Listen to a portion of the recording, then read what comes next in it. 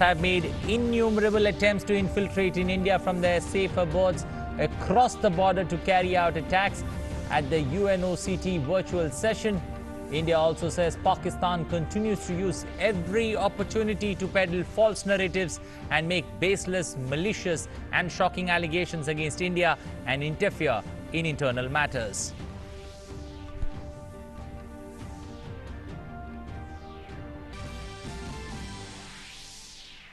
Uttar Pradesh Special Task Force kills an aide of gangster Vikas Dubey involved in an ambush in Kanpur last week, in which 8 cops were martyred.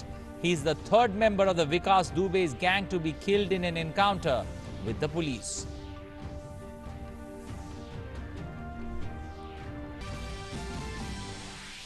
Monsoon woes gripped North India. Light to moderate rainfall lashed parts of Delhi NCR, bringing the mercury level down by several notches. Flood-like situation in several districts of Gujarat due to incessant rain. In Assam, the flood situation improves considerably. Nearly 2 lakh people are affected.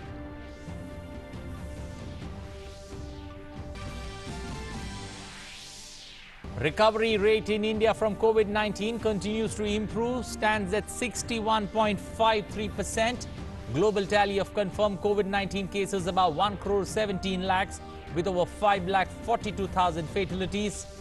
Brazil's President Jair Bolsonaro tests positive. WHO acknowledges evidence emerging of the airborne spread of COVID-19.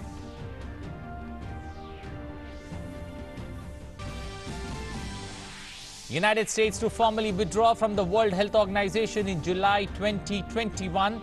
Global body receives formal notification of the decision by President Donald Trump.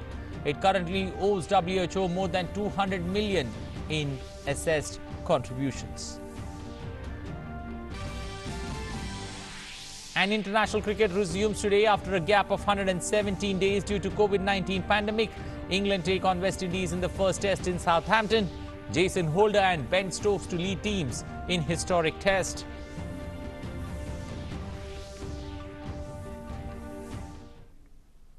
Good morning. Welcome to English News. I am Anil Thomas. Now for the stories in detail. India has yet again unmasked Pakistan before the world community on the issue of terrorism during an intervention at the UNOCT virtual session on Tuesday. India said that using the pandemic as an opportunity, terrorists have made innumerable attempts to infiltrate in India from their safe abodes across the border to carry out attacks. India's head of delegation, Mahavir Singh, said that while the world is coming together to battle the pandemic, Pakistan continues to use every opportunity to peddle false narratives and make baseless, malicious and shocking allegations against India and interfere in our internal affairs. Referring to Pakistan Prime Minister Imran Khan's recent statement in his parliament glorifying Osama bin Laden as a martyr, India said this is a chilling reminder of the patronage that the international terrorist receives in Pakistan. India also called upon the world community to call upon Pakistan to take sustained, verifiable and irreversible action against terror outfits operating on the territory under its control. Pakistan's role as the epicenter of terrorism has been well documented by numerous international organizations, including the United Nations and the FATF. Pakistan's Prime Minister had publicly acknowledged the presence of 40,000 terrorists in his country and that terrorists from Pakistan have attacked the neighboring countries. Recently, a UN Security Council report also said that around 6,500 Pakistani terrorists belonging to the Lashkar-e-Taiba and the Jaish-e-Mohammed are operating in Afghanistan. India, while criticizing Pakistan for peddling misinformation on Kashmir, said that Pakistan is seeking to portray its military, financial, logistical support to cross-border terrorism against India as a freedom struggle. Highlighting the gross human rights violation by Pakistani authorities in Balochistan, Khyber and Pak-occupied Kashmir, the Indian representative said that Pakistan has systematically and consistently discriminated against its religions and cultural minorities. Reports on forced conversion attacks on religious places of Ahmadis, Christians, Hindus and Sikhs, Shias, Pashtuns, Sindhis, Hazaras and Baluchis in Pakistan are well known to the world community. Rejecting Pakistan's fake narrative against India, the Indian representative said that the least Pakistan can do is to look into its own sorry state of affairs and put its house in order before pointing fingers at others and spewing venom against the democratically elected Indian government and its leaders.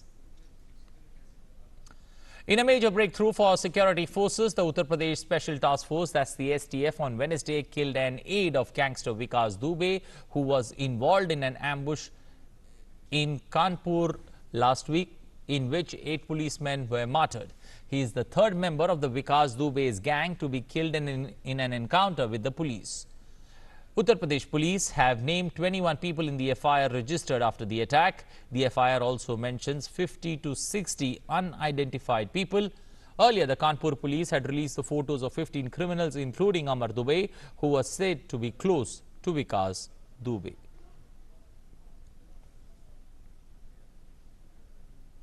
In other updates, exactly 2 months after 12 people were killed and thousands affected in a gas leak in Andhra Pradesh's Vishakhapatnam, the city police have arrested 12 people, including the CEO and directors and few others in connection with the case. A high-power committee constituted by the Andhra Pradesh government said that the company was not following safety protocols during the lockdown and the mishap was caused due to negligence on several fronts. The report which was submitted to Chief Minister Y.S. Jagan Reddy, also stated that the accident occurred due to uncontrolled styrene vapor release from the M6 tank. The Andhra Pradesh Pollution Control Board also suspended 2 environmental engineers for allowing operations of LPG polymers without environmental clearances.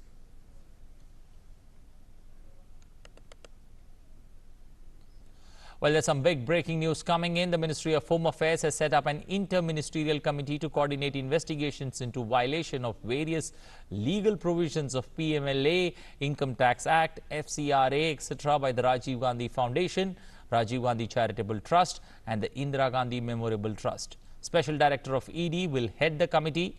Sudhakar Das joining us on the phone line with more updates. Sudhakar, the need for this particular interministerial committee to be set up, and what more inputs do you have on this particular story about,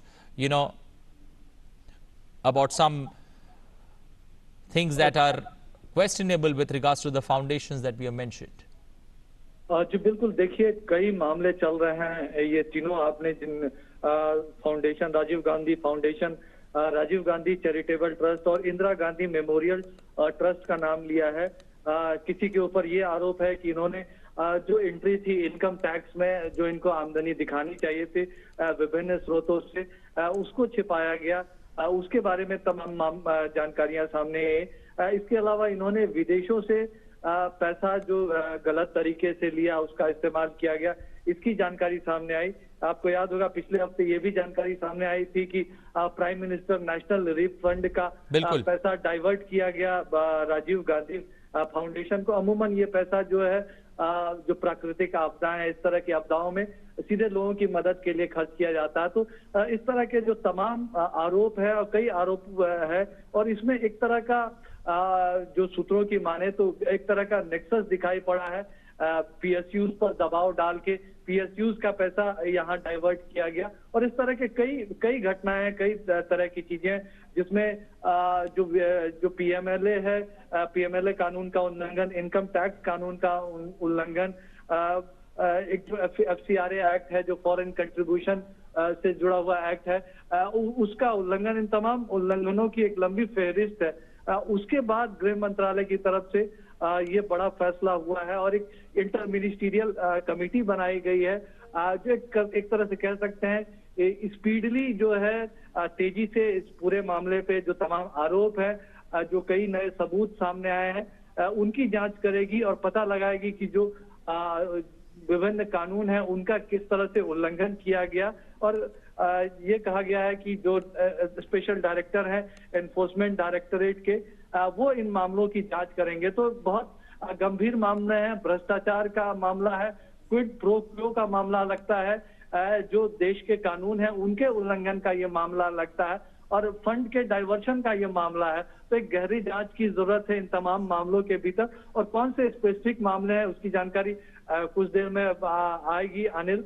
लेकिन एक तरह से कह सकते हैं कि भ्रष्टाचार पे एक बड़ी कार्रवाई करते हुए सरकार की तरफ से ये बड़ा फैसला, गृह मंत्रालय की तरफ से ये बड़ा फैसला लिया गया है। Okay. Sudhakar, now considering that this is, this is a legal crackdown against the foundations that we have spoken about, the 3 foundations that we have spoken about and the trust, how difficult is it now, for this particular foundation, considering that, there are not only donations that are accepted, but also donations that have given that could be under the dock? जी बिल्कुल बिल्कुल बिल्कुल। देखिए, और donation देने वाले लोगों को भी क्या किसी तरह से फायदा पहुंचाने की कोशिश हुई है, बिल्कुल, चाहे कॉर्पोरेट्स हो या विभिन्न अन्य तरह के लोग हैं, इस तरह की भी तमाम जानकारियां सामने आई थी। तो उन चीजों को भी देखना पड़ेगा। कई ऐसी खबरें भी मीडिया में आई थी कि किस तरह से कॉर्पोरेट्स पर दबाव डाला जाता था, उनको इन फाउंडेशंस में, इन ट्रस्ट में पैसा जमा करने के लिए कहा जाता था, और बदले में पिछले सरकार के कार्यकाल में उनकी मदद की बात आती थी। तो इस तरह के जो कई आरोप लगे हैं राजीव गांधी फाउंडेशन पर लगे हैं, इसके अलावा राजीव गांधी चैरिटेबल ट्रस्ट और इंदिरा गांधी मेमोरियल ट्रस्ट में भी तो देखना पड़ेगा कि किस तरह के ये तमाम मामले, और एक तरह से सरकार का, जांच एजेंसियों का खासतौर से मानना था कि एक संयुक्त तौर पर जांच की जानी चाहिए, अलग अलग एजेंसियां जांच करें, अलग अलग स्तरों पर जांच हो, उससे बेहतर है कि एक संयुक्त टीम कोई जांच करे। और इसलिए ये इंटरमिनिस्टीरियल कोऑर्डिनेशन टीम बनाई गई है, और मुमकिन है कि इसमें जो तमाम जांच एजेंसियां, अलग अलग जांच एजेंसियों के पास मामला, इनकम टैक्स कुछ मामलों को देख रहा है, ईडी के पास कुछ मामलों के बारे में सूचनाएं हैं, सीबीआई के पास कुछ मामलों की सूचनाएं हैं। तो ये तमाम मामले देखे जाएंगे, और उसके बाद एक तरह से संयुक्त तौर पर आपस में कोऑर्डिनेशन के जरिए, और जिसके पास जो सबूत है उन सबूतों को इकट्ठा करके और तेजी से इन मामलों की जांच हो सके, ताकि जो अगर करप्शन का एंगल है तो उसका पर्दाफाश हो सके। वो तमाम चीजें इस कमेटी को फॉर्म करने के पीछे ये जहन में है। और स्पेशल डायरेक्टर ईडी जांच टीम का नेतृत्व करेंगे। इसका मतलब ये है कि एक उच्च स्तर से पूरी निगाह रहेगी पूरी जांच की प्रक्रिया पर, और ये कह सकते हैं कि एक बड़ी कार्रवाई करप्शन, और खासतौर से इस तरह के बाकी जो सोशल ऑर्गेनाइजेशन है उनके लिए भी ये संकेत है, संदेश है कि इस तरह के करप्शन में नहीं लगना चाहिए। और खासतौर से इस मामले पर इसलिए भी नजर है क्योंकि एक हाई प्रोफाइल मामला है। पिछले सरकार के समय में ये आरोप लगता रहा है कि गांधी फैमिली ने अपने इन्फ्लुएंस का उपयोग करते हुए यहाँ तमाम जो गैर कानूनी के तरीके से ये आरोप लगा है कि जो संसाधन जुटाए गए इन संगठनों के लिए, और लेकिन जो और इनकम टैक्स का कानून हो, पीएमएलए हो, एफसीआरए हो, उनका उल्लंघन किया गया। तो इस तरह के जो आरोप लगे हैं उन आरोपों की भी सघनता से जांच जरूरी है। उसके बाद ये बड़ा फैसला किया गया है गृह मंत्रालय की तरफ से। Okay, considering the fact, Sudhakar, that, all these foundations, have to submit their annual returns. So all these things, would be generally there as documented, or, documented facts that are already there. What is the new disclosure that's come forward, as a result of which this interministerial committee has been set up? जी देखिए अनिल, निश्चित तौर पर पिछले हफ्ते भी Bharatiya Janata party की तरफ से भी आरोप लगाया गया था। कई तरह की जो जानकारियां सामने आई थी, खासतौर से अगर prime minister national relief fund की बात की जाए, तो ये एक तरह से अगर ये तीनों फाउंडेशन की बात की जाए तो गांधी परिवार के द्वारा रन की जाती है, या उनके कह सकते हैं उनके जो समर्थक हैं वो ज्यादातर लोग इस फाउंडेशन में हैं। और एक तरह से जो पब्लिक मनी है, पब्लिक मनी को एक फैमिली रन फाउंडेशन को किस तरह से दिया जा सकता है, इस तरह के आरोप लिए गए। तो उसके लिए किस तरह से नियमों का उल्लंघन किया गया, किस तरह से दबाव डाला गया, चाहे कॉर्पोरेट्स हो, बिजनेसमैन हो, जो सरकारी संस्थाएं, पीएसयूज हो, तो उस पर डाला गया। ये एक बड़ा आरोप था। आरोप ये भी लगा था कि चीन की तरफ से, चाइनीज एम्बेसी की तरफ से इनमें से कुछ संगठनों के पास पैसा आया था, जिसके बारे में इन संगठनों ने जानकारी साझा नहीं की। तो इस तरह के बहुत ही बेहद ही गंभीर आरोप है। जबकि अगर इस तरह के फाउंडेशन में अगर विदेशों से कोई पैसा आता है, चंदा आता है, तो उसका खुलासा होना, उसकी जानकारी अपने रिटर्न में देना, वो बहुत जरूरी है। एफसीआरए का जो रजिस्ट्रेशन होता है उसके तहत ये अनिवार्य है, नहीं तो एफसीआरए का जो लाइसेंस है वो कैंसिल भी किया जा सकता है। तो इस लिहाज से ये पिछले एक दशक के जो मामले हैं उन पर जरूर निगाह रहेगी इस कमेटी की, और तेजी से जांच करने की कोशिश की जाएगी। Okay, Sudhakar, we'll leave it there. The Ministry of Home Affairs setting up an interministerial committee to coordinate investigations into violations on various legal provisions of PMLA, Income Tax Act, FCRA against the Rajiv Gandhi Foundation, the Rajiv Gandhi Charitable Trust and the Indira Gandhi Memorial Trust. Special Director of ED will investigate the matter. So more trouble brewing there for the senior Congress leaders and the party at large. Thank you, Sudhakar, for joining us with those updates. Well, coming back to the COVID story that we're tracking, the recovery rate from COVID-19 in India has risen above 61.53% with 2,64,944 active cases in India. 4,56,830. That's the number of persons that have been cured or discharged from hospital. The death toll stands at 20,642. The number of people that have lost their battle against the virus. But the positive factor to look forward to, that recovery rates that's growing steadily, showing progress now. India hitting that 61.53% when it comes to recovery rate from COVID-19. In an exclusive conversation with DD India, cardiologist and eminent public health expert Dr. Krishna Reddy shared the inside story of the development of India's first indigenous cardiac stent, the Kalam Raju stent. Dr. Reddy was the principal investigator in the development of the stent. Listen in to the Lagan moment during its development. We were at Nizam's Institute of Medical Sciences in Hyderabad when Dr. Kalam actually visited to see one of his colleagues admitted there. And typical of Kalam, I mean, he just during a casual discussion, he said, why are we still dependent on imported drugs and imported devices?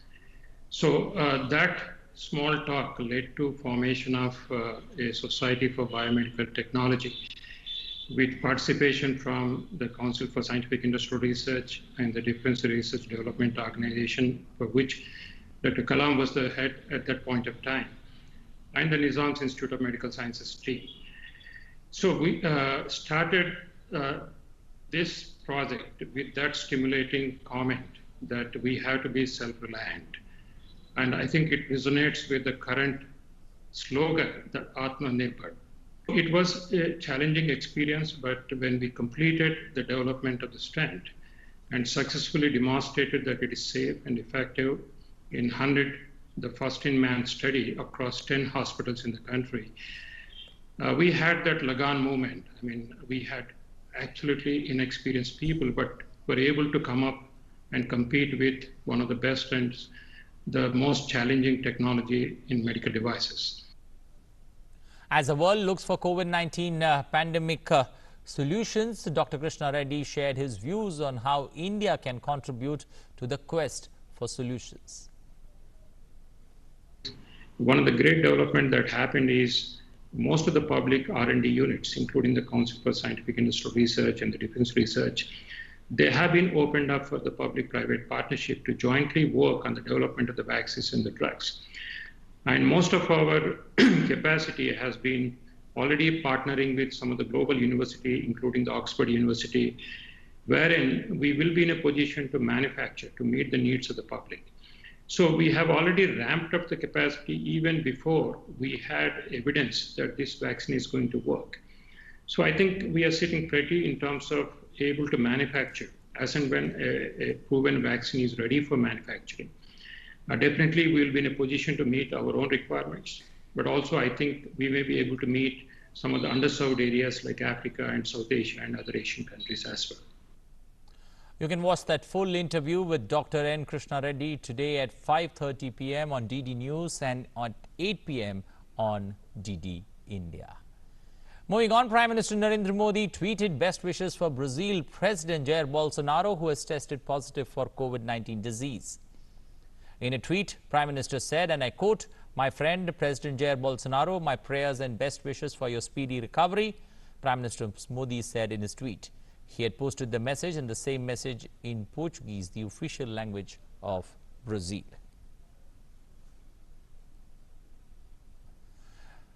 The Northeast Frontier Railways is making special arrangements to counter the spread of COVID-19. The passenger trains are thoroughly being sanitized. Likewise, adequate arrangements are being initiated to sanitize its goods trains too. Here's a report.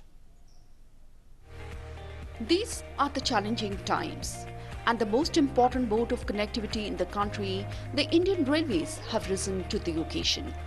The Northeast Frontier Railway has been playing a pivotal role during this crisis to counter the spread of coronavirus, keeping its focus intact on strict implementation of guidelines like social distancing, wearing of masks, and proper sanitization. There were almost 200 Shramik special trains in service to bring back the migrant laborers from different parts of the country. Presently, there are 4 passenger trains in this region and 2,400 goods trains are running to ensure supply of essential commodities to the Northeast Frontier region. Guard को भी sanitiser करता है और driver भी sanitiser होता है। उसके बाद वो लोग ड्राइवर लोग को गाड़ी चलाने की अनुमति देना पड़ता है। ऐसे भी लॉकडाउन पीरियड में अभी तक हम लोग 2400 गुड्स ट्रेन चलाया और अभी 4 ट्रेन चल रहा है पैसेंजर ट्रेन आसाम से। Along with passenger trains, North Frontier Railways have also made arrangements to sanitize the goods trains, go down, freight, loading and unloading unit of railways. यात्रा शुरू करने से पहले उसका हम मेंटेनेंस करते हैं, तो मेंटेनेंस करने के समय जो ज़्यादा खराब हो जाती है गाड़ियाँ उसको मैं यहाँ पर लाता हूँ डिपो में और उसको थोड़ा इसका ये चेक करते हैं, ओवरहॉलिंग करते हैं। लेकिन इसको करने से पहले हम इस वागन को पूरा सैनिटाइज करते हैं by this battery operated sanitiser machine. Wagon को पहले सैनिटाइज ऊपर डोर पोर्शन जहाँ पर ये अनलोडिंग के समय कुलियों ने छुआ रहता है या सामान बाहर से आ रहता है, इसलिए इनसाइड आउटसाइड इसको पूरा हम सैनिटाइज कर देते हैं। Railways are on the go. It has been doing commendable job.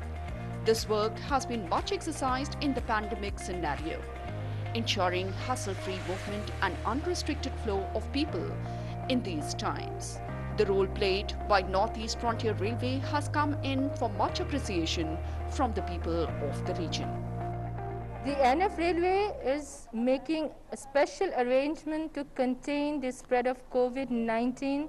The way the passenger trains are being sanitized, likewise adequate arrangements are also made to sanitize the goods train along with the go down and freight loading and unloading unit of railways.